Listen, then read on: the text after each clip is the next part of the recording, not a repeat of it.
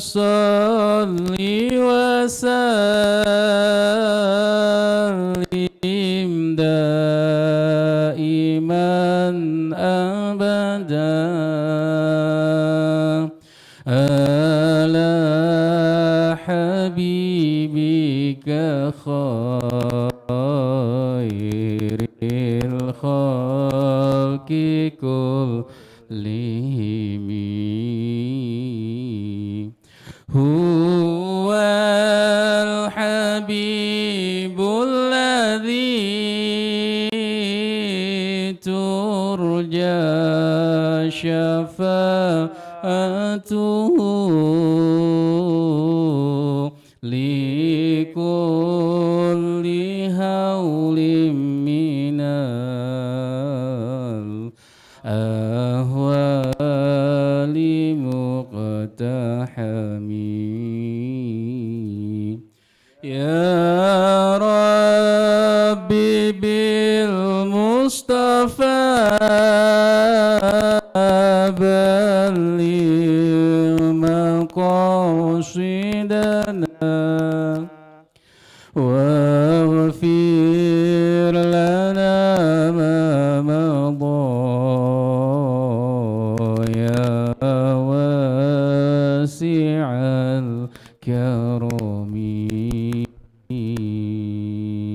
اللهم صل وسلم وبارك عليه. Bismillahirrahmanirrahim. Assalamualaikum warahmatullahi wabarakatuh. Alhamdulillahirabbil alamin wassalatu wassalamu ala sayyidina Muhammadin wa ala alihi wa ashabi ajma'in. Asyhadu an la ilaha illallah wahdahu la syarikalah wa asyhadu anna Muhammadan abduhu wa rasuluh. Rabbi shrah li sadri wa yassir li amri wahlul 'uqdatam min lisani yafqahu qawli. Allahumma anfa'na bima 'allamtana wa 'allimna ma yanfa'una wa zidna ilman. Allahumma iftah lana futuhal 'arifin bi hikmatika wa ansur 'alaina rahmataka wa 'allimna ma jahilna wa dzakirna ma nasina ya dzal jalali wal ikram. Allahumma anfa'na bima 'allamtana wa 'allimna ma yanfa'una wa zidna ilman. Allahumma rzuqna fahman nabiyyin wa hifdzal mursalin wa ilhamal malaikatil muqarrabin bi rahmatika ya arhamar rahimin.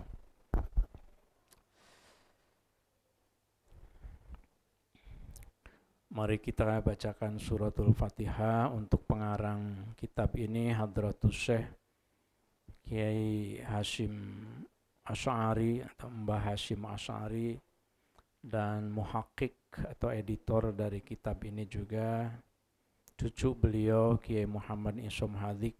Mudah-mudahan kita mendapatkan kemanfaatan dari kitab ini dan kebaikannya menjadi amal jariyah untuk pengarang dan untuk muhakkiknya. Al-Fatihah juga untuk muassis Ma'had Al-Hamidiyah.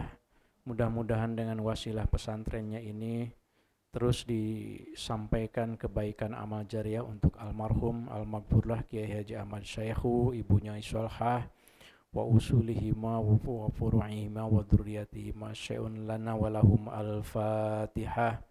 A'udzu billahi minasyaitonir rajim. Bismillahirrahmanirrahim. Alhamdulillahirabbil alamin. Ar-Rahmanir Rahim. Maliki yaumiddin. Iyyaka na'budu wa iyyaka nasta'in. Ihdinas siratal mustaqim. Shiratal ladzina an'amta 'alaihim ghairil maghdubi 'alaihim waladdallin. Rabbighfirli wa liwalidayya wa lil mu'minina amin.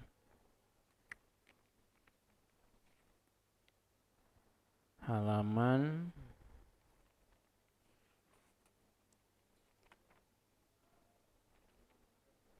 76 ya.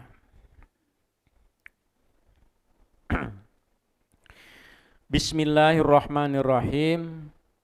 Qala al-musannif rahimahullah wa nafa'ana bihi wa bi'ulumihi wa amaddana bi asrarihi wa a'ada alaina bi barakatihi fid daraini amin ya rabbal alamin.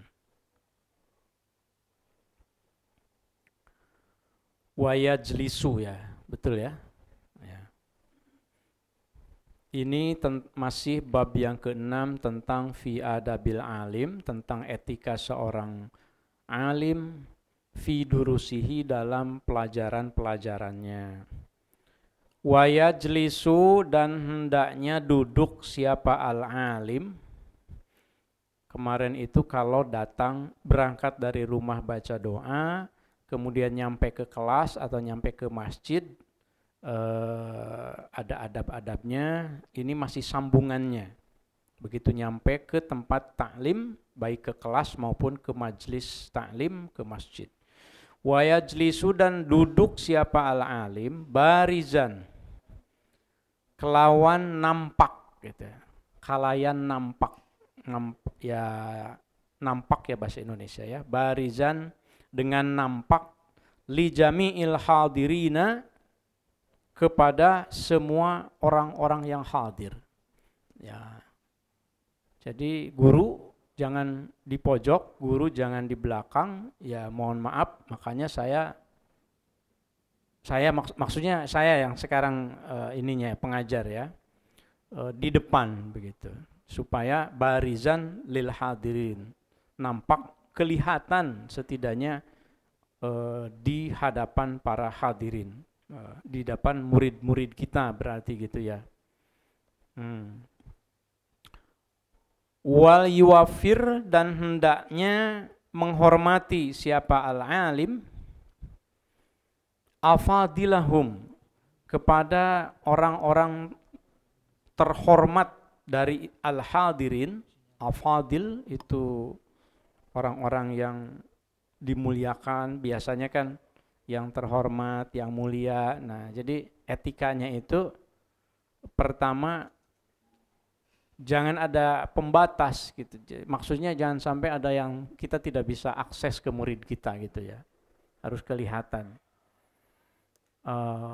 Kemarin saya sempat berpikir mengusulkan ke Pak Heri di masjid itu bisa nggak saya di tengah-tengah gitu kalau ngaji tabarukan ya.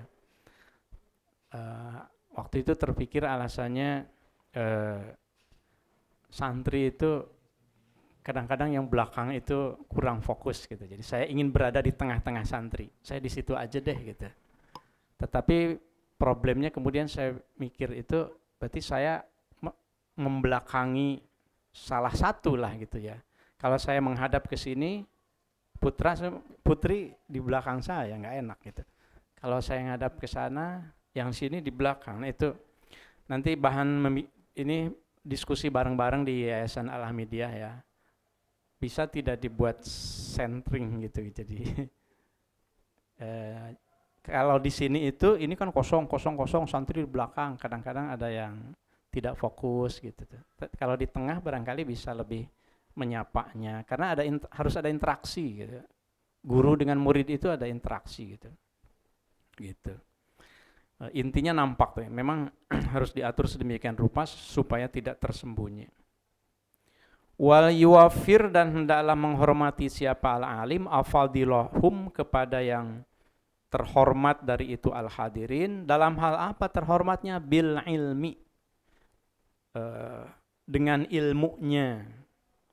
Ilmunya memang lebih tinggi kita hormati. Awis sinni, atau karena usianya, bisa jadi. Ilmunya mungkin merasa lebih tinggi, bukan merasa, ilmunya lebih tinggi, sekolahnya lebih tinggi. Tetapi ada di antara hadirin itu yang usianya ya lebih sepuh gitu, lebih senior. Tetap itu al yuwafir afadil. Tetap sikap hormat kita kepada yang lebih senior.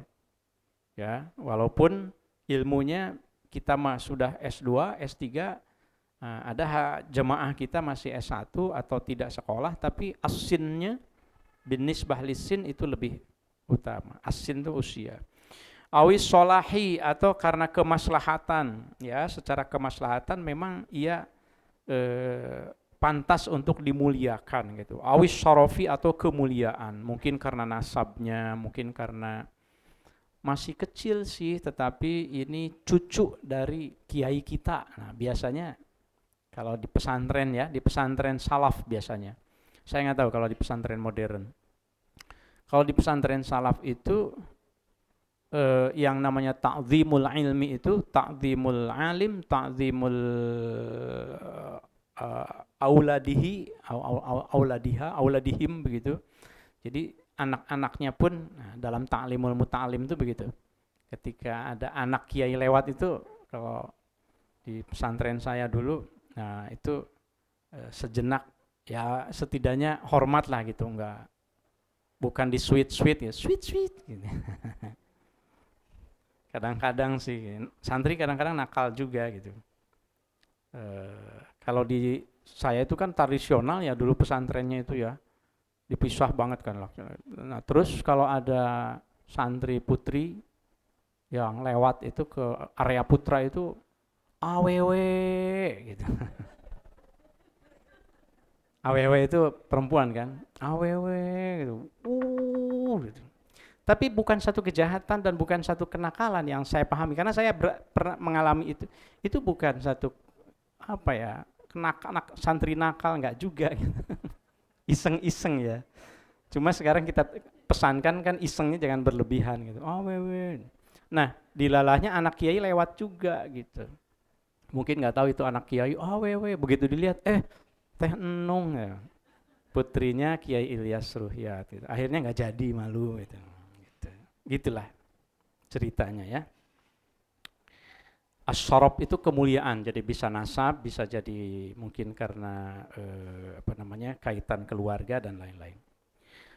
Wayarfa'hum, bisa wayarfa'hum itu atof ke wal yuwafir summa wal yarfa, tapi bisa dianggap mandiri juga, wayarfa'uhum.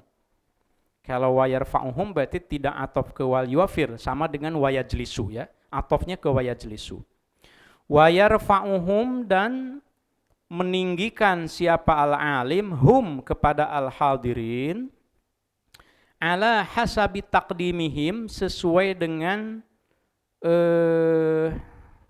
penampilan mereka begitu, fil imamati ala hasbi taqdinihim, sesuai dengan dikedepankannya mereka, fil imamati dalam hal menjadi imam. Nah gitu, jadi suka melihat barangkali kalau di masjid itu silakan untuk jadi imam itu ya, iya dorong silakan ya, Kirosi dengan Syekh Ali misalnya, saya selalu mempersilahkan, tapi Syekh Alinya selalu wah, itu sebetulnya refleks saja sih. Kalau sesuatu itu sudah melekat sebetulnya tanpa teori pun ya, itu sudah menjadi kepribadian gitu. Saya ya biasa ya, itu memang seperti itu. Nah, santri kita, murid kita kalau sudah menjadi kebiasaan gitu. Fadhal. La anta alam, anta asyakh, dan seterusnya begitu ya. Wa yarfa'ulum ala hasbi taqdid, itu kan enak fil imamah. Di dalam tradisi NU bahkan secara struktural ini oleh para masyayikh itu dipraktekkan. Tapi NU yang agak dulu untuk menjadi Rois Am Suriah terutama itu udah diputuskan kiai ini misalnya, kemudian ini aja saya tidak akan mau, antara Mbah Wahab dulu, Mbah Bisri, Kiai Sahal itu saling tidak mau untuk menjabat sebagai Rois Am itu gitu. Selama beliau masih ada saya tidak mau menjadi afadil, itu prakteknya. Nah, mungkin sekarang agak sedikit berkurang ya. Tapi kita tidak bicara itu, nanti nyerempet nggak boleh. Begitu ya. Jadi yarfa'u itu meninggikan, lebih menghormati, dan silakan silakan jadi imam fil imamah. Kemudian etikanya lagi nih di antara kita yang alhamdulillah dikasih amanah ilmu, wayatalattafu, dan saling nyaahan itu apa? Menyayangi ya, saling, dan menyayangi siapa al-alim bil baqina, kepada jemaah lainnya yang tidak termasuk afadil, yang ilmunya biasa saja, yang usianya biasa, mungkin di bawah kita juga gitu, bukan juga keturunan dari segi zuriat atau syarafnya biasa saja begitu. mungkin belum bisa jadi imam juga, tetap mereka dikasihani. Maksudnya dikasihani bukan dalam pengertian ini ya, dikasihani miskin bukan, tapi disayangi. Wa yatalattafu, dan menyayangi siapa al-alim bil baqina. Wa yukrimuhum, dan memuliakan siapa al-alim hum kepada mereka, kepada al-baqina, kepada jemaah semuanya itu, bihusnil kalami, dengan kalam yang baik. Husnil kalam, husnun itu baik, al-kalam, dengan kalam yang baik. Tutur kata yang baik. Berarti kalau kita ke murid juga sama ini. Kalau saja guru itu bisa apresiatif ke murid secara umum gitu ya, rasanya murid juga akan hormat juga, segan sama kita itu. Kecuali dong kalau muridnya, kalau santrinya itu perlu ditegur. Tetapi negur pun kan harus bil hikmah wal mau'izatil hasanah. Qaulun ma'rufun khair gitu. Khairum min shadaqati yatba'uha adza. Dalam konteks sedekah, kalam atau kalimat kata yang baik itu selalu lebih baik. Negur santri itu. Saya juga negur kok tadi habis zuhur, saya negur dengan Pak Hari, dengan Pak ini negur juga. Ada yang tidur ya, saya ininya pakai tasbih gini, pundaknya, ambil Quran, wah ambil. Saya tanya dulu udah juz berapa, saya ajak ngobrol, juz 3, saya bilang. Ini, berarti masih ada yang juz 3. Tapi saya ambil positifnya. Oh, kamu jujur nih, Pak. Bayangkan kalau dia mau bilang juz 15 juga saya percaya kan. Gitu. Jadi selalu ada dua sisi mata uang. Juz 3 itu udah hari ke-15, juz 3 ini ada apa nih? Tapi tidak kemudian, saya ingat nasihatnya Ustadz Rahim ya kemarin ya, Pak Rahim ya. Kedepankan yang positifnya gitu ya. Gitu ke santri dan ke siswa kita itu. Memang harusnya ditegur loh. Kamu kok bisa saya bisa melakukan itu. Misalnya kamu ini udah hari ke-15 masih ini ngapain aja misalnya. Nah, tapi kemudian alhamdulillah kamu jujur nih, juz 3, bisa ditambah enggak ya? Percepatlah gitu. Pasti nyampainya ke santri, ke siswa juga beda gitu. Gitu ya. Nah, ini maksudnya bihusnil kalam, kira-kira seperti itu. Tentu contohnya banyak dan saya yakin ibu bapak semuanya para jemaah sudah mempraktekkan itu. Wa talaqatil wajhi, ini yang agak berat nih. Wa talaqatil wajhi, al wajhi itu wajah, muka, talaqah itu sumringah. Tuh si Bu Anis tuh, sumringah kayak gitu teh. Wa talaqatil wajhi, saya lihat ya sebenarnya sumringah sih, Pak Roman juga sumringah sekarang. Tapi di hadapan santri dan siswi kita itu ternyata cara memuliakan mereka itu yukrimuhum bitolaqatil wajhi, dengan wajah yang sumringah selalu. Apalagi kalau ke TK ya, kalau di TK mah saya lihat guru-gurunya sumringah terus. Di TK, di TPQ ya, Bu Ira, mana Bu Ira ada? Oh ya, biasanya di depan. Ya, sumringah terus guru TK mah gitu. Kalau nggak sumringah anaknya kabur gitu. Nah, ternyata ini etika itu ya, etika itu. Tabassumuka fi wajhi akhika shadaqatun. Itu kata Rasul. Senyummu di hadapan saudaramu itu shadaqatun, adalah sedekah. Nah, tulis aja, tabassumuka fi wajhi akhika shadaqah. Senyummu di hadapan saudaramu adalah sedekah. Begitu lihat itu mau manyun dikit, sedekah deh gitu. Kan gitu. Memang bagusnya ditempel itu kalimat-kalimat itu ya Pak Bembi. Saya selalu ingat karena gini, prinsipnya itu an-nadhru nisful hifdzi. Melihat itu separuh dari menghafal. Kalau melihat tulisan, ini misalnya tulisan kaligrafi ini, kan jadi separuh menghafal itu. Di mana-mana misalnya lihat, Pak Bembi sebentar lagi akan menempelkan satu kalimat al-adab fauqal ilmi di mana-mana. Sepakat beliau dengan kaligrafi yang dibuat langsung dengan tangan oleh kaligrafer dari Lemka. Al-adab fauqal ilmi, di atas ilmu ada etika. Gitu. Jadi an-nazru nisful hifdzi, begitu melihat, saya harus beretika dan seterusnya. Ini juga sama, tabassumuka fi wajhi akhika shadaqah. Tempel aja di kamar, mungkin di mana, di santri gitu. Senyummu di hadapan temanmu, kalau mau diubah sedikit redaksinya, adalah sedekah.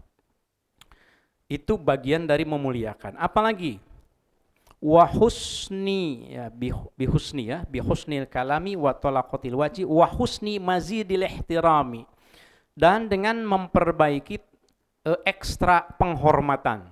Mazid itu tambahan, al-ihtiram, ya silahkan ditambahkan mungkin dengan apa gitu tambahan supaya penghormatannya bertambah lagi. Wa yaqumu, dan berdiri siapa al-alim atau melakukan siapa al-alim li akabiri, ya berdiri ya, li akabiri ahlil Islam, kepada para ahli Islam, para pembesar ahli Islam. Akabir itu para pembesar.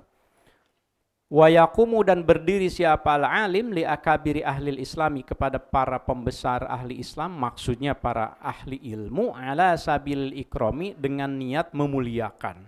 Jangan dengan niat mengkultuskan, berlebihan, tetapi niat memuliakan ilmunya.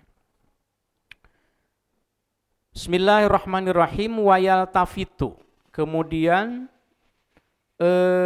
etika lagi di dalam majlis ilmu itu, dan hendaknya menoleh siapa al-alim ilal hadirina, kepada jemaah kita itu, kepada murid kita, berarti kepada santri kita, hendaknya itu menoleh iltifatan, dengan serius gitu.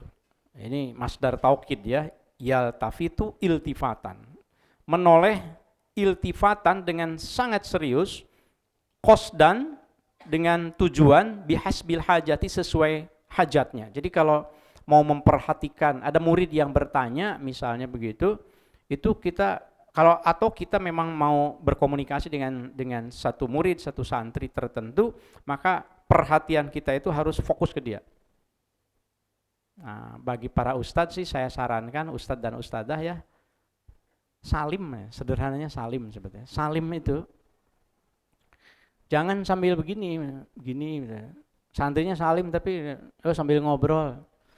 Boleh, tapi saya kok khawatir gitu. Itu secara psikologis auranya, bukan aura, maksud apa ya? Energi positifnya itu mungkin kurang nyampe gitu. Nah, keberhasilan seorang santri seringkali dengan biridho asy-syaikhi, dengan doa dari gurunya. Saya hampir selalu kalau ada yang salim itu barakallah, barakallah. Mau 100 kali ya, barakallah. Semoga Allah memberikan berkah kepada engkau. Saya nggak tahu, mungkin harus ditanyakan ke Syekh, pas nggak doa seperti itu. Tapi saya barakallah, barakallah. Biasanya kan kalau di Mesir kan tradisinya kalau kita didoakan barakallah, kita doakan ulang, Allah yubarik, Allah yubarik, gitu. Barakallah, Allah yubarik. Nah, jadi begitu, minimal itu iltafata. Iltafata itu kan menoleh ke orangnya, gitu. Nah, jadi jangan ya para ustadz, ustadzah, guru, semuanya ketika ada anak kita, didik kita yang lagi salim itu, ya perhatian kayak diusap lah mungkin kepalanya begitu. Nah, kan pinter ya. Kalau nggak banyak, berarti bisa secara khusus ditanya. Kalau lagi Ramadan udah juz berapa? Gitu. Itu pertanyaan yang sering saya sampaikan, saya ini ketika Ramadan, juz berapa?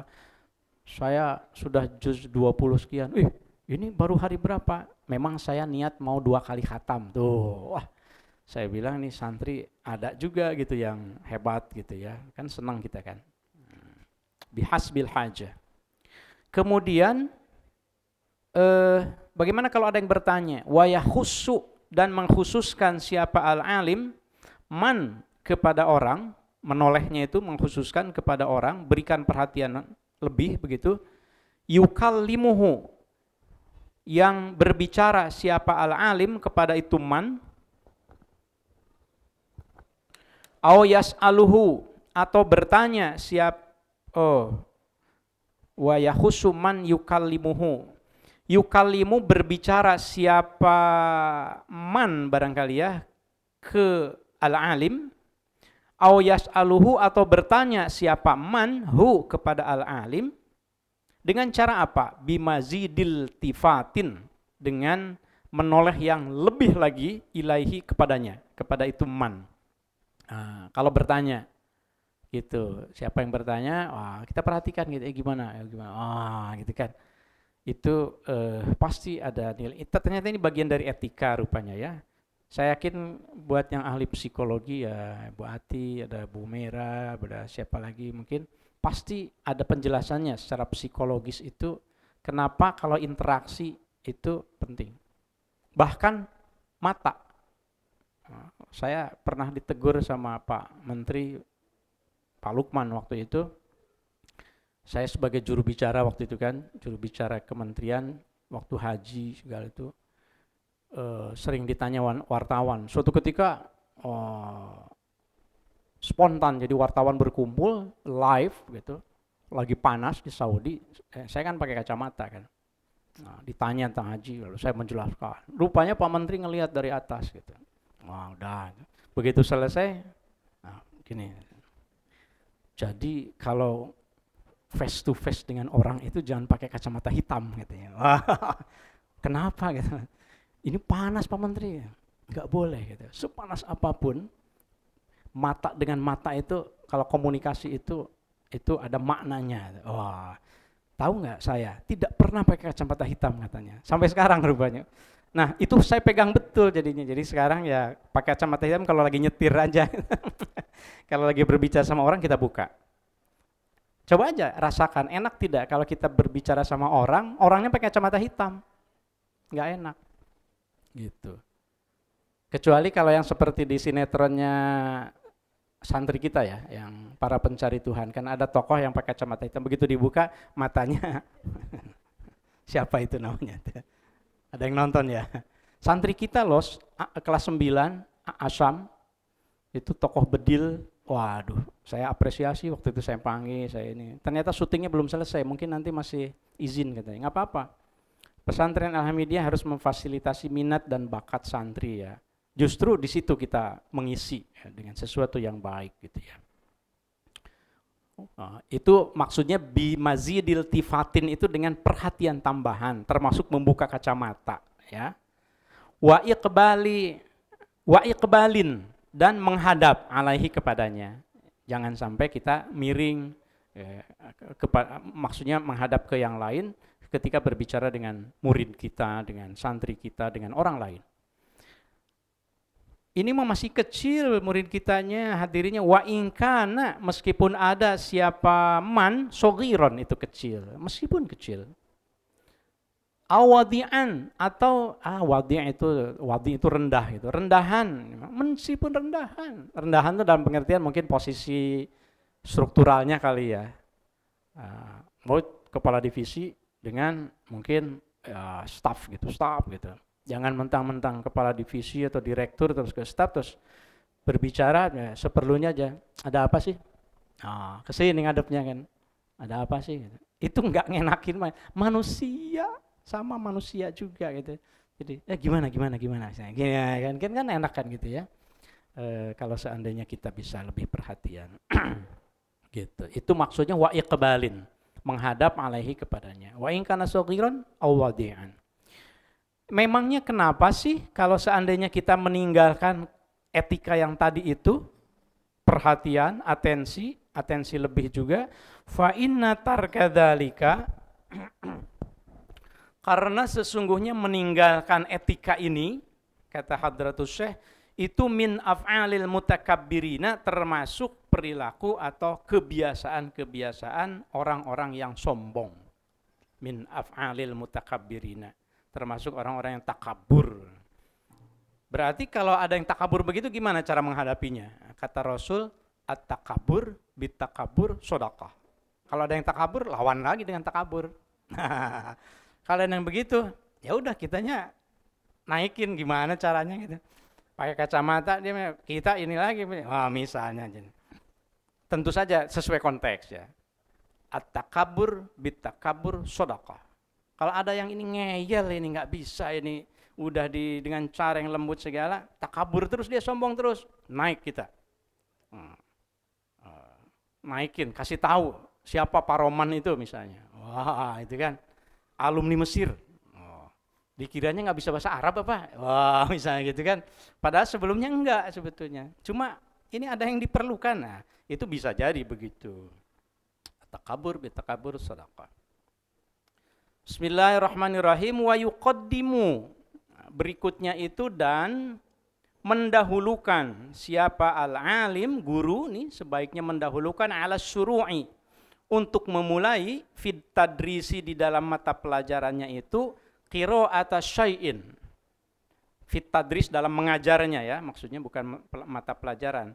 Ketika kita mengajar, memulai ta'lim itu mendahulukan qira'ata syai'in, membaca sesuatu sebagian sedikit min kitabillahi dari kitab Allah Al-Quran Ta'ala. Satu ayat, dua ayat. Mulailah dengan itu. Tabarrukan karena niat mengambil barokah. Wa tayammunan. Tayammun itu bermakna tabarruk juga. Jadi kalau mau ngajar, mau apa, saya mulainya dengan ayat. Saya nggak tahu biasanya apa ayatnya. Al-Fatihah yang paling ini ya. Ya kita baca Fatihah itu sudah bukan syai'in lagi kalau itu itu Ummul Quran kan, minimal itu dengan Rabbi syrahli juga kan dari ayat Quran juga kan, Rabbi syrahli sadri wa yassir amri wahlul 'uqdatam min lisani, itu ayat Quran juga. Pokoknya mulailah supaya berkah, tayamun dapat munnah, al-mun itu keberkahan juga. Wa yad'u dan kemudian berdoa siapa al-alim aqibal qiraati setelah membaca ayat Quran tadi itu, linafsihi berdoa untuk dirinya al-alim, wal hadirina dan berdoa untuk para hadirin, walisairil muslimin dan untuk para muslimin semuanya. Ternyata ada di halaman 77 ya. Kebiasaan yang selama ini memang para guru kita, guru saya mulai gitu. Jadi memang kalau mau taklim itu seperti tadi itu kan, ya saya mulai dengan doa gitu. Ada yang memulai dengan Allahumma ftah lana futuhal arifin bihikmatika wansur alaina rahmataka wa alimna ma jahilna, ya Allah ajarkanlah kepada kami apa yang kami tidak tahu, wa dzakirna manasina, ya Allah ingatkan kepada kami apa yang kami lupa. Kemudian Allahumma fa'na bima 'allamtana dan seterusnya. Nah itu mendoakan rupanya, mendoakan diri saya khususnya, mendoakan para jemaah, itu silahkan dibiasakan. Ya tergantung waktunya, jangan terlalu panjang-panjang. Apanya namanya kalau pembukaan itu dalam ilmu apa? Apersepsi ya. Dalam pendidikan tuh itu maksudnya itu tuh yang teori pendidikan apersepsi ya. Berapa menit biasanya apersepsi itu? 5 ya? 5 menit ya. Ya, jangan panjang-panjang. Apersepsi itu maksudnya ya ini, baca doa itu mengkondisikan. Kalau dalam perspektif Islam secara spiritual, Hadratus Syekh memberikan panduan seperti ini. Jadi yang pertama itu membaca sesuatu dari ayat Quran, kemudian berdoa untuk dirinya, untuk hadirin, untuk semuanya. Bagaimana kalau kita di tempat yang khusus, wakaf misalnya, ini tempatnya atau pesantren ini. Pesantren ini kan wakaf dari Al-Maghfur lah kan ya. Wali waqifin. Nah, wali waqifi makanihi, doa khusus untuk yang wakaf tempat itu, hi-nya kemana ya? Liwaqifi makanihi, tempat tadris ya.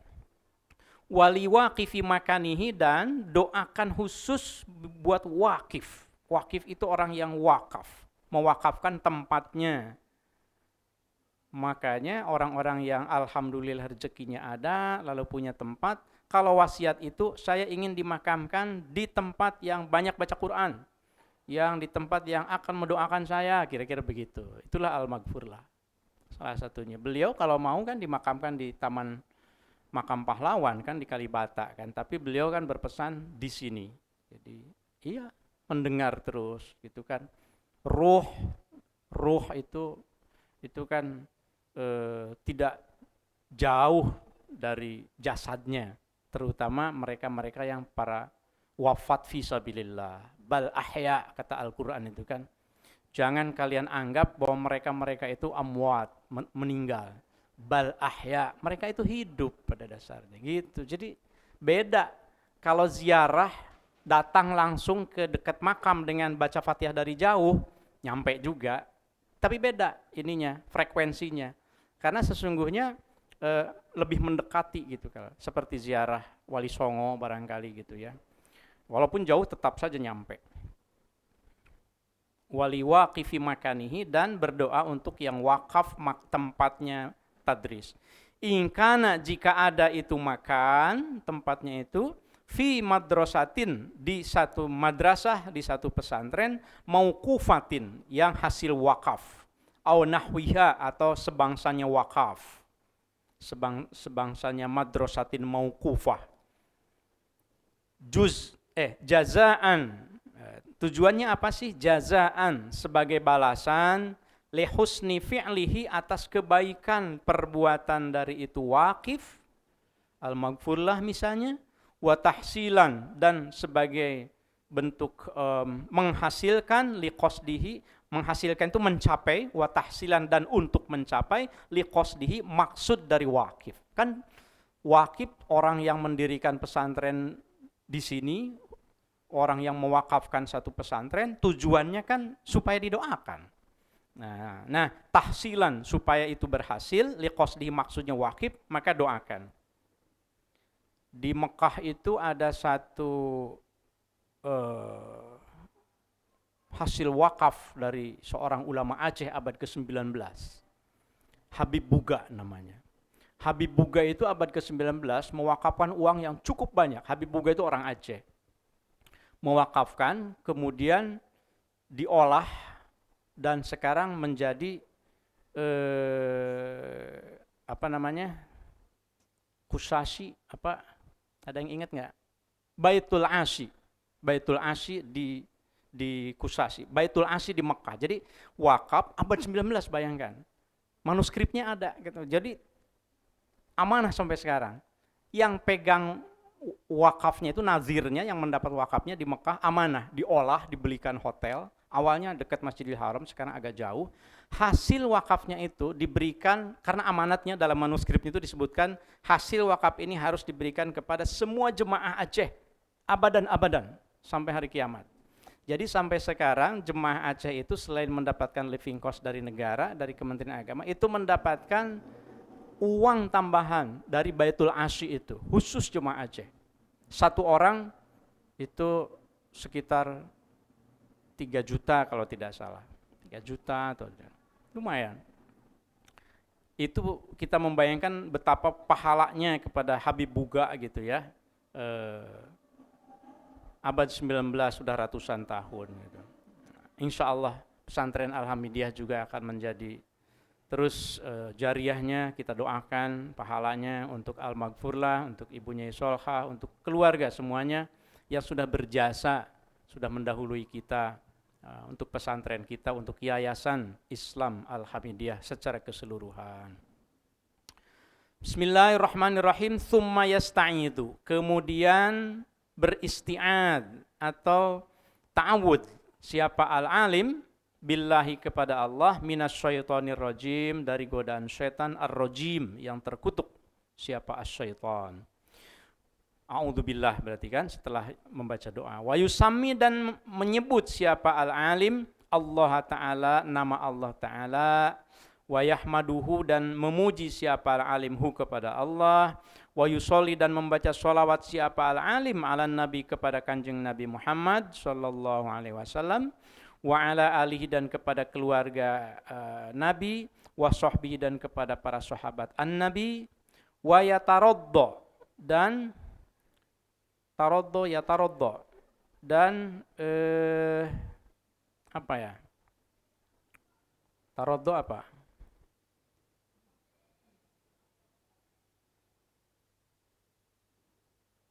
Ya, meminta ridho. An a'immatil muslimina, dari pemimpin-pemimpin muslim. Gitu ya. Itu sampai di situ tuh. pembukaannya, persepsinya sampai di situ tuh. Jadi kalau diringkas tadi itu membaca ayat Quran, kemudian berdoa untuk dirinya dan untuk murid-muridnya, untuk hadirin, berdoa untuk wakif jika itu wakaf, kemudian baca ta'awudz, baca basmalah, baca hamdalah, baca sholawat. Nah, selesai sampai di situ. Insya Allah itu sudah kita praktekkan. Khususnya kalau di bil kolam kan mukaddimahnya memang seperti itu ya.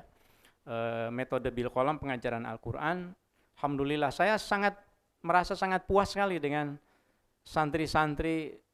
Tentu saja siswa-siswi yayasan juga, cuma karena saya tidak melihat langsung dalam hal bacaan Quran. Saya merasa puas sekali ketika kemarin saya mendampingi pengabdian kepada masyarakat santri di Jombang. Ada 6 santri saya ajak ke masjid yang dulunya musola, tempat dulu saya merintis jadi guru ngaji gitu tahun 90-an. Dulu saya masih mahasiswa, ada satu komplek Villa Mutiara, tidak ada musolanya, kita perjuangkan supaya ada tempat sholat. Akhirnya satu rumah yang tipe 21 itu dibobok jadi musola. Sekarang sudah jadi masjid. Saya ceritakan kemarin ke para santrinya. Pada saat yang sama saya kenalkan, ini santri-santri mau tampil Ramadan, ibu bapak sekalian. Pokoknya hari ini, malam ini biarkan aja ke santri semuanya, mulai dari Bilal, imam, baca Quran dan seterusnya. Mimpin tahlil. Saya dengerin tuh, kalau di sini terasa biasa saja Pak, ibu bapak semuanya. Terasa biasa karena tiap malam Jumat tiap ini mimpin tahlil. Begitu mimpin tahlil di sana itu saya merasa ini anak kelas 8, kelas 11 sudah begini bacaannya fasih gitu kan. Tadarus bacaan Qur'annya dengan tajwid makhrajnya, sampai jemaah musolanya itu, ini pesantrennya di mana? Di jalan di Sawangan, saya bilang di Depok, keluar tol 900 meter pesantren Al-Hamidiyah. Nah, ini kan promosi juga kan jadinya kan gitu kan. Pesantren Al-Hamidiyah itu. Oh, ini Pak Oman, ini santri-santrinya bacaannya bagus, alhamdulillah itu. Nah, jadi kebiasaan yang sekarang terasa biasa-biasa saja, kelak setelah lulus itu, wah itu bekal ya. Saya bilang ke anak-anak ke santri itu, bacaan kalian tuh lebih bagus dari saya di usia saya saat itu. Nah, jadi insya Allah kalian juga akan mendapat kesuksesan lah gitu, insya Allah itu ya. Wa in ta'addadat. Nah, sekarang setelah apa tadi? Persepsi, habis itu apa? Namanya apa? Masuk ke materi itu apa? Hah? Pelajaran inti. Kita masuk nih, bagaimana etikanya masuk ke pelajaran inti. Kata Hadratus Syekh. Bismillahirrahmanirrahim. Wa in ta'addadat, dan jika banyak berbilang, apa ad-durusu pelajarannya? Ada matematika, ada tafsir, ada apa? Dari segi PAI, kalau mau nyusun nih, apa baiknya yang didahulukan nih pagi-pagi nih? Mudah-mudahan cocok nih dengan di Al-Hamidiyah ya. Wa in ta'addadat, dan jika banyak berbilang, apa ad-durusu pelajarannya? Qaddama, maka mendahulukan siapa al-alim, al-asrofa, ilmu yang lebih mulia. Al-asrof. Setelah itu fal asrofa, baru berikutnya yang lebih mulia. Jadi lebih mulia, urutannya itu pokoknya dari segi kemuliaan berarti. Wal ahamma, dan ilmu yang lebih penting, fal ahamma, berikutnya yang penting berikutnya. Aham itu lebih penting. Misalnya fayuqaddimu, maka mendahulukan siapa al-alim, tafsirul Qur'ani, pelajaran tafsir Al-Qur'an. Nah, gimana di madrasah? Pelajaran pertama apa? Bahkan bil kolamnya ya, alhamdulillah. Saya jadi nggak merasa berdosa. Maksudnya pelajaran kalau ada urutan ya sudah Al-Qur'an dulu gitu. Nah, kalau bisa ada urutannya. Tapi kalau hari itu tidak ada Al-Qur'an ya berarti kan bisa nanti fal aham berikutnya begitu ya. Kalau memungkinkan itu yuqaddimu, mendahulukan tafsir Al-Qur'an, tafsir Al-Qur'annya, tafsir Al-Quran sebenarnya di bawah Al-Quran. Al-Qurannya, kalau metode bil kolam kan, bisa metode ummi, berarti kalau di SDIT, di SMPI, begitu. Nah, kemudian baru tafsir Al-Qurannya. Setelah itu, summal haditha, kemudian ilmu hadis, summa usulad dini, kemudian ilmu usuluddin, ilmu teologi, akidah. Nah, ilmu usuluddin itu. Berarti Quran, hadis, kemudian akidah akhlak ya. Nah, thumma usul al-fiqhi, kemudian usul fikih, kaitannya dengan fikih tuh. Usulaini, dua usul ini, usuluddin, usul fikih itu selalu disebut. Kalau di dalam kitab kuning ada usulaini, dua ilmu usul, maksudnya usuluddin wa usulul fiqh. Summa kutubal madhabi, kemudian setelah itu kitab-kitab madhab. Tentu saja kalau dipelajari ada mazhab Maliki, ada Hanafi, ada Syafi'i, ada Hambali dan seterusnya begitu ya. Summa kutubal madhab, kemudian kitab-kitab madhab, kemudian summan nahwa, kemudian ilmu gramatika, nahu, gramatika Arab. Nah, ya, itu urutannya di belakang tuh. Apa yang terakhir? Wayahtimu, dan mengakhiri siapa al-alim ad-darsa, pelajarannya,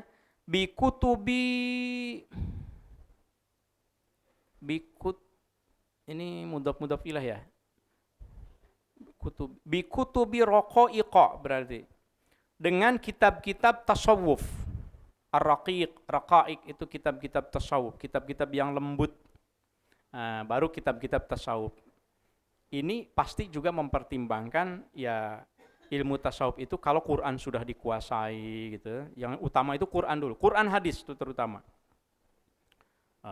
Kemudian baru yang lain-lainnya. Nah, mungkin ini bisa direview nanti, dilihat Pak Roman di madrasah khususnya, juga barangkali di Pak Hadi bisa dilihat. Ya tidak betul harus diubah, tidak. Disesuaikan saja. Maksudnya apa sih Hadratus Syekh memberikan saran urutan seperti itu?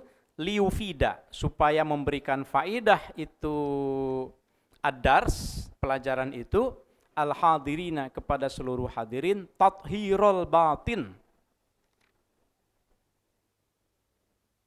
Tathhirul batin. Nah, ditutup dengan ilmu tasawuf itu supaya liufida, supaya memberi faidah kepada para hadirin, tathhirul batini, untuk mensucikan batin secara spiritual, ditutup dengan ilmu-ilmu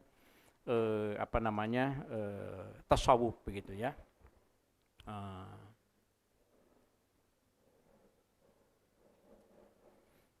Gimana? Oh, tadi mulainya ya. Saya lihatnya jam 2, baik. Bismillahirrahmanirrahim. Wayasilu, dan wayasilu fi darsi ma yambaghi wasluhu. Wayasilu, dan hendaknya sampai siapa al-alim fi darsi, dalam hal pelajarannya, ma, pada batas, yang bagi, yang harus apa, wasluhu, sampai kepada batas tersebut. Wasluhu, nyampenya itu ma gitu. Jadi maknya ini isinya batas. Jadi kalau ngajar ya harus sesuai lah gitu ya. Misalnya kalau minhaj, ini minhajul arifin, insya Allah minggu depan khatam ya kelihatannya. Ini sudah di batas-batas nih sama Ustadz Ridwan. Saya kebagian sampai mana, saya kebagian sampai. Jadi harus ngatur nafas gitu. Kalau ternyata masih banyak tuh, wah kita ngebut, ternyata batasnya. Nah, mungkin salah satunya itu. Wa yasilu fi darsi ma yambaghi wasluhu. Hendaknya nyampe dalam pelajarannya itu pada batas yang seharusnya. Tentu bisa ada makna yang lain juga. Wa yaqifu, dan berhenti siapa al-alim fi mawadhi'il waqfi, pada tempat-tempat berhenti. Wa munqata'i, wa munqata' in qata'a yanqati fa huwa wa dzaka munqata'. Wa munqata'il kalami, dan berhenti pada munqata' itu tempat putus, maksudnya tempat berhenti ya. Pada pembahasan tempat berhenti, maksudnya tempat berhentinya pembahasan. Jadi kalau jangan sampai pelajarannya tidak sampai kepada batas yang seharusnya. Wala yadhkuru, dan jangan menyebut, jangan mengingat, jangan menyebut, jangan membahas barangkali ya. Wala yadhkuru, dan jangan membahas siapa al-alim subhatan, sesuatu yang subhat, fid dini, terkait dengan agama, fi darsin, ketika mengajar. Gitu.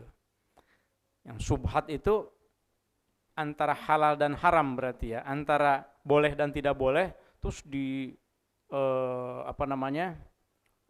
diajarkan begitu, padahal ini syubhat ini. Memakan sesuatu yang itu nggak jelas halal haramnya diajarkan juga misalnya secara agama, itu syubhat, itu sebaiknya tidak disampaikan. Wala yadhkuru, kecuali kalau dalam konteks sedang bahsul masail barangkali. Wa yuakhiru, dan hendaknya mengakhirkan siapa al-alim kalau ada juga masalahnya yang bertanya tentang hal syubhat ini, gimana nih caranya. Yang khilafiyah, mungkin yang tarawih nih berapa sih, 23 apa 11 sih, wah misalnya gitu ya. Itu bisa ditunda dulu. Tapi kalau misalnya harus juga dijawab, wa yuakhiru, dan hendaknya mengakhirkan siapa al-alim al-jawaba, jawabannya, anha, dari hal yang syubhat itu, ila darsin akhar, sampai pelajaran berikutnya. Itu ya. Ada caranya itu. Bukan tidak tahu, tapi untuk yang ini tidak tepat sekarang, nanti ya. Bisa begitu kan. Kadang-kadang saya menerapkan itu kan pada Ustadz Iqbal misalnya bertanya syatohat misalnya. Wah, kalau membahas syatohat panjang nih urusannya gitu. Nanti aja kalau kita ngaji tasawuf yang falsafi mungkin kita bahas syatohat. Bal yadhkuruhuma, tetapi hendaknya menceritakan siapa al-alim atas itu as-su'al wal jawab, humanya ke as-su'al al jawab, jami'an semuanya, au yada'uhuma, atau bisa juga meninggalkannya siapa al-alim huma atas itu su'al jawab, jami'an semuanya. Ya, tergantung, bisa dijawab bisa tidak. Kenapa sih hal yang syubhat itu sebaiknya dihindari? 5, karena ada situasi. Fihi, itu tetap di dalam minal mafsadati, adanya kerusakan itu. Ya, sebaiknya dihindari. La siyaman, terutama inkana, jika ada apa adarsu pelajarannya itu majma'al khawasi, ingkana, jika ada adarsu pelajarannya majma'al khawasi, itu tempat berkumpulnya orang-orang yang khawas, yang sudah pinter, wal awami, dan campur dengan orang-orang yang umum. Nah, terutama kalau jemaahnya ini beragam gitu.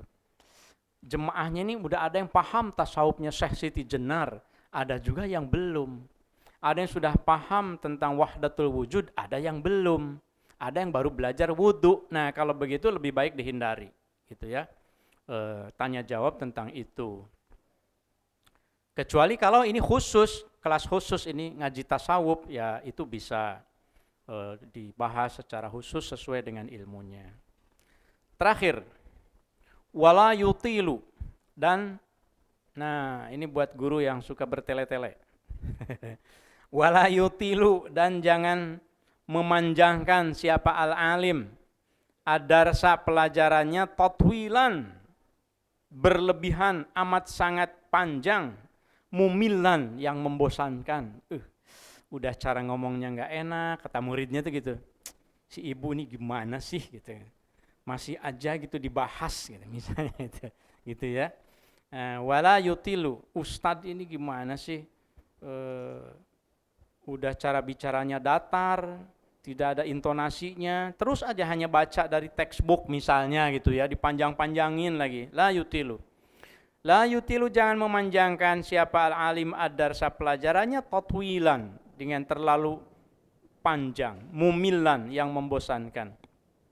Tapi juga wala yaktasiru, dan jangan meringkas juga siapa al-alim taksiron, dengan sebenar-benarnya meringkas. Ini masdar taukid, jangan terlalu ekstrim. Jadi kalau ada masdar taukid itu ekstrim sebetulnya, maksudnya jangan benar-benar, itu maksudnya jangan ekstrim terlalu panjang, jangan ekstrim terlalu pendek. Itu masdar taukid tuh.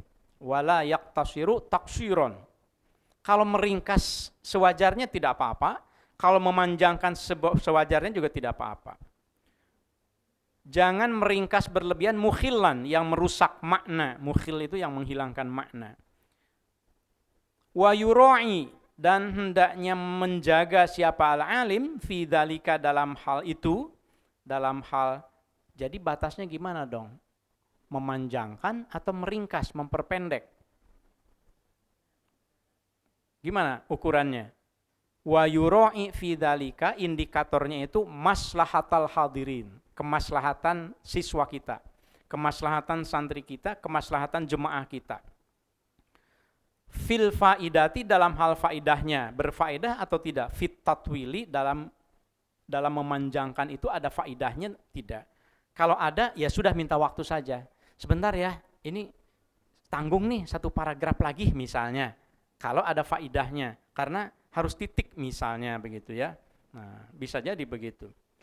Wala yabhasu, dan jangan membahas siapa al-alim fi maqamin, dalam satu tempat, au yatakallamu, atau berbicara siapa al-alim ala faidatin, atas satu faidah, illa fi maudhi'i dzalika, kecuali pada tempatnya.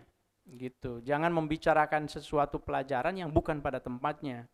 Membicarakan politik Amerika Timur Tengah ketika belajar nahu, nah misalnya gitu ya, tiba-tiba udah mau habis loh nahunya tadi, kebanyakan ngobrolin Amerika, Israel nyerang Iran begitu, wah keluarkan pendapatnya, wah dan seterusnya, seperti pengamat politik. Ternyata itu laisa fi maudhihi, bukan pada tempatnya, yang nggak berfaedah juga. Kapan ada faedahnya? Ya kalau mungkin kalau diminta. Tadi malam saja santri kumpul di sini, kirain mau apa setelah salim tuh yang kelas 12 tuh. Ternyata ada yang mau saya tanyakan, kami tanyakan apa? Tentang konflik Timur Tengah. Waduh, saya bilang nih. Tapi karena ngajinya udah selesai, ya sudah ya kita ngobrol itu. Saya ceritakan. Tapi pertanyaannya itu, "Hey, saya ingin bertanya. Allah itu kan Maha Kuasa, Maha Adil." Iya. Kenapa Allah tidak menghukum Israel? Kenapa Allah tidak menghukum Amerika yang zalim? Tuh, gimana coba jawabannya? Waduh, gimana nih saya? Ya, adalah jawabannya ya. Nah, saya jawab juga, nanti kita diskusikan. Tapi siap-siap, maksud saya siswa-siswi sekarang itu, santri-santri kita itu kritis-kritis. Sampai ada yang nanya gini ya, maaf ya, mungkin nanti akan bertanya ke ibu bapak, khususnya yang di madrasah, karena yang bertanya ke saya, Pak Kiai, Allah itu maha bisa semuanya ya? Iya. Allah bisa tidak menciptakan sesuatu yang tidak bisa dia angkat? Saya mikir itu. Saya langsung jawab kan, Allah fa'alul lima yurid, saya bilang. Allah itu maha bisa melakukan apapun yang dia kehendaki. Nah, dia masuk tuh ke situ, rupanya jebakan itu. Jebakan. Oh, berarti Allah bisa ya menciptakan sesuatu yang tidak bisa dia angkat. Bisa, saya bilang, maha bisa. Berarti kalau begitu ada kalanya Allah itu nggak mampu. Nggak mampu apa? Kan nggak mampu ngangkat ini kan. Kan ini sesuatu yang diciptakan oleh Allah, tidak mampu diangkat oleh Allah. Paham ya pertanyaannya ya? Mampu tidak Allah menciptakan sesuatu yang tidak bisa diangkat olehnya? Allah maha bisa. Saya bilang. Oh, kalau begitu berarti ketika itu tercipta, Allah tidak mampu mengangkat. Berarti Allah tidak mampu dong. Waduh, saya terjebak rupanya. Itu rupanya ada pertanyaan katanya dari ya, ateis gitu, dari yang tidak percaya Tuhan, men-challenge. Nah, jadi tantangan nih, gimana tuh jawabannya? Sementara sih saya jawab, Allah mampu menciptakan sesuatu yang tidak bisa dia angkat. Ketika Allah tidak bisa mengangkat itu bukan karena Allah tidak mampu, tapi karena Allah menghendaki bahwa itu tidak bisa diangkat. Gitu saya bilang. Ayo kita main logika jadinya kan. Allah tidak mampu mengangkatnya bukan karena Allah tidak mampu, tapi karena Allah menghendaki, mampu menghendaki ini tidak bisa diangkat. Begitu diubah oleh Allah, mampu diangkat jadi bisa diangkat. Ya. Nah, pertanyaannya gitu, santri-santri kita pinter-pinter banyak.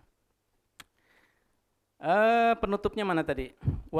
Jangan membahas sesuatu yang tidak pada tempatnya. Fala yuqaddimuhu, maka jangan mendahulukan siapa al-alim hu, atas itu kullun minal maqam wal kalam wal faidah, alaihi, atas itu maudhi'.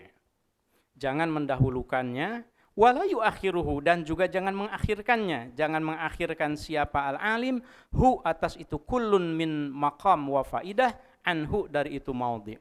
Illa limaslahatin, kecuali kalau ada kemaslahatan taqtadi, yang menuntut apa maslahat dalika atas keadaan itu, kecualilah kalau seandainya itu diperlukan, ya. Wallahu a'lam bishawab. Silakan. Tes. Terima kasih Pak Kiai. Mungkin dari para jamaah ada yang mau bertanya, satu saja karena sudah jam 2:10. Bapak Ibu mungkin silakan.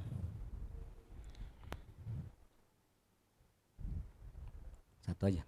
Sudah ya? Ya, alhamdulillah. Mudah-mudahan ini oh ada ya? Ada penyusup sedikit kayak Di Zoom. mana? Oh, di Zoom ya? Zoom. di Zoom. Oh ya ya, silakan. Assalamualaikum warahmatullahi wabarakatuh. Waalaikumsalam warahmatullahi wabarakatuh. Salam hormat Kiai Paman. Alhamdulillah. Saya Suyatno. Oh, Pak Yatno, ya ya, alhamdulillah. Tadi saya memang terlambat masuk Zoom ya. Tadi sebenarnya saya sudah ingin masuk, cuman jam 1:30 tuh kami ada dulu sampai jam 1:30. Ini mungkin saya mau menanyakan, tapi kalau misalkan tidak ada kaitannya dengan kitab yang tadi Kiai baca, mohon maaf. Ini tentang menjaga keikhlasan hati seorang guru yang mengajar dalam kelas apabila kelasnya itu mungkin bisa dikatakan kurang atau tidak kondusif, sehingga akan mempengaruhi guru itu akhirnya kurang bisa memanage emosinya begitu kayak. Ini kira-kira gimana ya supaya karena kunci keberkahan ilmu yang disampaikan oleh guru ke santrinya itu adalah keikhlasan dari guru yang menyampaikan ilmu itu sendiri. Kira-kira menurut Kiai seperti apa solusinya itu? Ya. Assalamualaikum warahmatullahi wabarakatuh. Waalaikumsalam warahmatullahi wabarakatuh. Terima kasih Pak Yatno. Kita semuanya sebagai guru pasti mengalami situasi ketika apa yang kita sampaikan itu tidak mendapat perhatian secara seharusnya gitu ya. Jangankan di kelas, ketika ngaji tabarukan saja kan beberapa kali kan saya suka mengingatkan karena fokusnya hilang begitu. Apa yang kita lakukan pertanyaannya? Banyak caranya. Saya kira caranya itu tergantung dari konteks tempatnya juga ya. Kalau saya seringkali sih diam kalau saya. Jadi berhenti aja dulu, berhenti untuk mendapat perhatian. Biasanya berhenti sendiri gitu. Tapi kalau seandainya sudah berlebihan, tentu kita naikkan dengan menegurnya. Kalau misalnya sudah mengganggu sama sekali, tentu saja bisa mungkin dipisahkan begitu ya. Yang jelas setiap perkataan ada konteksnya, ada situasinya yang harus sesuai dengan tempatnya. Likulli maqal maqam, walikulli maqam maqal. Segala sesuatu yang kita sampaikan termasuk sikap itu tergantung dari konteksnya. Kalau jemaahnya hadirin seperti sekarang, ya mungkin ada yang tidak perhatian, saya nggak tahu juga. Tapi walaupun ya kalau jemaah dewasa kan perhatian semuanya. Cuma ada yang mungkin perhatiannya, ada yang wah begini banget misalnya. Ada yang ya kadang-kadang begini iltifat gitu. Ada juga yang, tapi nggak ada kan yang gini misalnya, kan nggak ada kan, karena kita dewasa. Tapi kalau anak pasti ada itu. Pesan saya, kalau ada yang begitu, iltifat artinya tidak fokus sama sekali, jangan langsung dihukum, jangan langsung dimarahin, pasti ada sebabnya. Dicari tahu, ini kenapa ya begini, entah langsung saat itu diinterogasi, atau mungkin besok nanti gitu setelah selesai itu, kamu kenapa tadi misalnya hilang perhatian, itu pasti ada sebabnya. Entah tidurnya kurang, kalau tidurnya kurang berarti kenapa kamu tidurnya kurang? Oh kemarin mengerjakan ekstra, kenapa mengerjakan ekstra terus, jadi sampai ketemu akar masalahnya.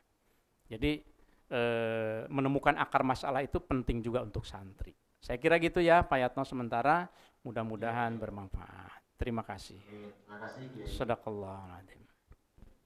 Allahu a'lam bishawab. Maulaya sholli wa sallim daiman abada ala habibika khairil khalqi kullihimi.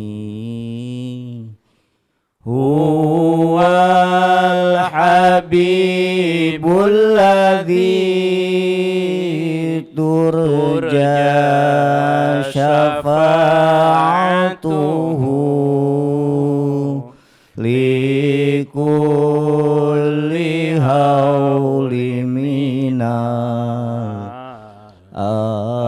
الأهوال مقتحم يا ربي بالمصطفى بلغ مقاصدنا واغفر لنا ما مضى يا واسع الكرم Allahumma salli wa sallim wa barik alaihi. Assalamualaikum warahmatullahi wabarakatuh.